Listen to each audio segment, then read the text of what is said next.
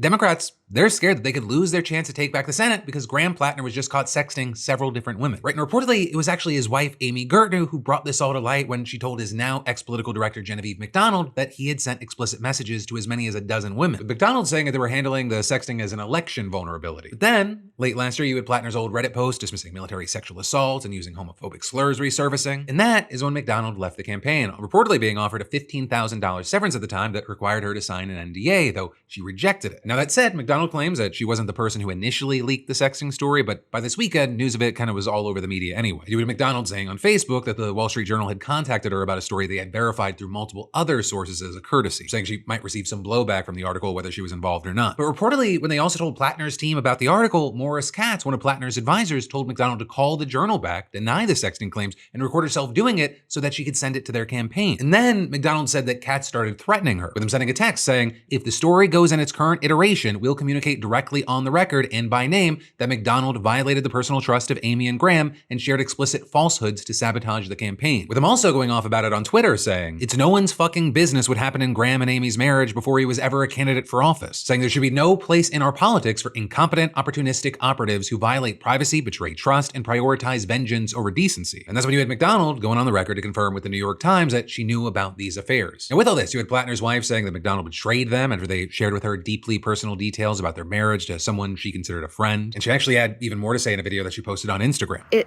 makes me really angry, disappointed, and I find it really shameful that there's a group of media outlets and people who are willing to spread gossip instead of talking about real issues that Graham is running on. I think it's shameful behavior to spend time and energy and resources on negative ads and negative stories on Graham when all he's trying to do is improve the lives of people who work for a living. And so now with all this, you've got everyone wondering, how is this going to affect Platner's campaign? Remain especially has been under a microscope as Democrats have been fighting for more seats in the Senate. And now you're seeing a number of them worried that they're adding another scandal to kind of this list that could make it easier for Susan Collins to keep her seat. But as far as, is this actually going to hurt him come November? We'll have to wait and see. He's kind of been Teflon. Previous scandals, whether it be the stuff on Reddit or his tattoos, they've kind of done nothing. In fact, he went up